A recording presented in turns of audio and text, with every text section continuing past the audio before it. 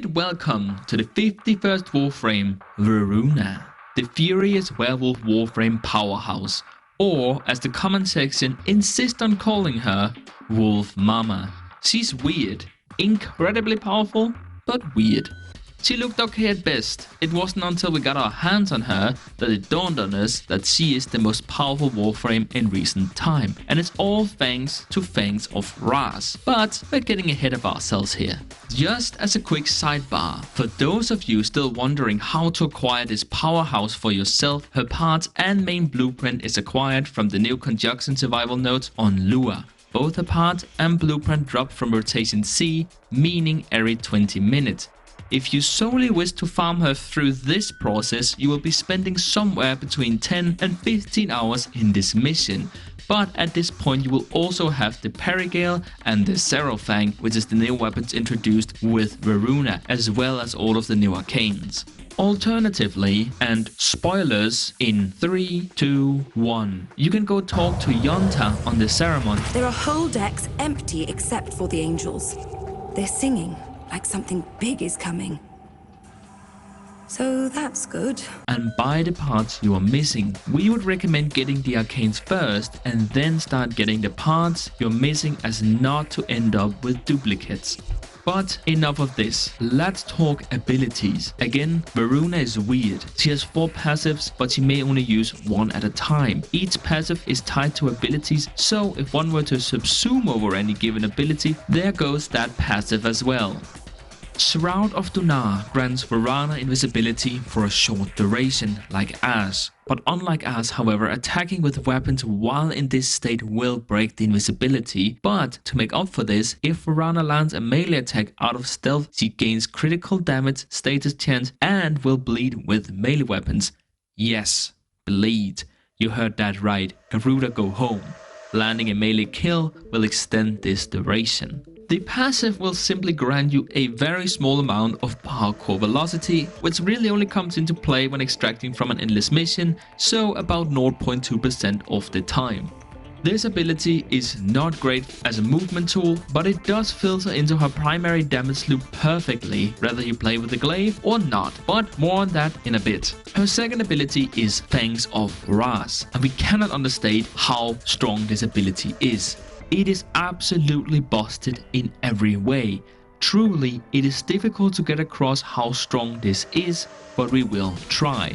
You leap onto an enemy, applying 10 stacks of 5 random status effects to that target, and this can be cast multiple times rapidly on the same target, which is fine for disruption, but what makes this so busted is the fact that killing said enemy will spread this effect to nearby enemies.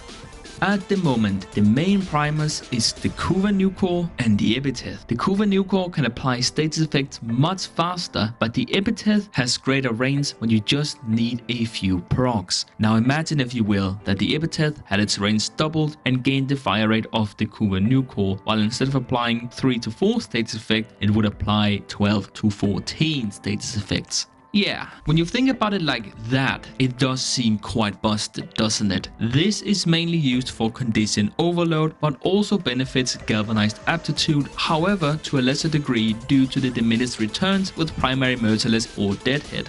Oh yeah, and the passive is status immunity, which you all know is just so hard to come by. Lycat's Hunt is nearly as powerful, causing headshots to drop energy orbs and melee kills to drop health orbs. Now obviously, killing with headshots is a much higher requirement compared to just getting melee kills. Luckily, equilibrium exists. Furthermore, getting kills on enemies with 5 or more status effects on them will increase the duration by 4 seconds. In practice, this means that you will cast Lycat's Hunt at the start of the mission and then forget about it while having virtually endless amounts of energy. I mean, seriously, just look at this.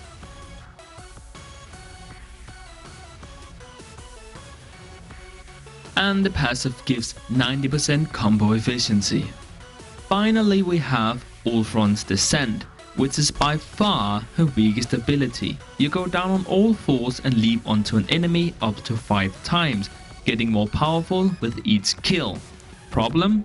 It doesn't do anything. Even with her second ability active, It is not an exalted weapon and you cannot mod it. Even with 300% ability strength, this does pitiful damage. Thusly, we have subsumed over it. The passive lets Ultron die in your stead every 30 seconds, which is not nearly as good as it might sound. Just use the Vasquez Cavat with transfusion instead. Before we take a look at some builds, let's quickly talk about the concept of Voruna. We were not huge on getting a werewolf Warframe, but they nailed it. Voruna feels like a prowling, pouncing, killing machine, and while her ultimate is really bad and will never see play at the end game, it is still very cool, at least conceptually speaking.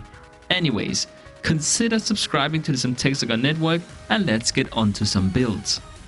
We have two builds today using the same mods but which plays entirely different, which is a first. But anyways, here is the build. As always, Prime Sure-Footed is mandatory. You must cast an ability every 1.3 seconds in order to stay alive, which means that being tossed on your bum is a death sentence. Other than that, not running Equilibrium on Voruna is certainly a war crime, as it is just that perfect for her. We also need both Augur Reach and Augur Secret to get that 310% energy to shield conversion in combination with Brief Respite. We also have two Augur mods on our secondary. Our first ability costs 25 energy and our shield cap with a Decaying Dragon Key is 75. So we will require 300% energy to shield in order to get our shield gate. For Arcanes, we have Mold Augmented to get our strength back up, mostly for the crit multi on the first ability, and Arcane Strike because this is a melee build. Speaking of which, here is the Paracesis. Why the Paracesis? Because we have a skin for it, and it's plenty enough. This build focuses on leaping onto an enemy with your second ability and then immediately slamming them. We should also mention that this build uses Voruna's second passive. This here glaive build is all about setting up for heavy attacks with your third passive, that of 90% combo efficiency. You will be prowling more, grouping enemies, stacking combo and applying status. The downside of this build is that it is slower with all the setup, but the payout is unreal damage that is suited for longer runs up to over 2 hours. Finally, make sure to follow the guidance of the Nariman Focus School and have a companion with Synced Fiber. We don't care about the additional armor to the companion, but this will allow us to pick up health orbs even if we're not missing any health, thusly getting the benefit of Equilibrium. And with all that knowledge stuffed into your brain, get out there and tear to ribbons. We have compiled a selection of slaughters caught on camera so you can witness this powerhouse shred some of the new threats in this most recent update. And then we will see you in the next one.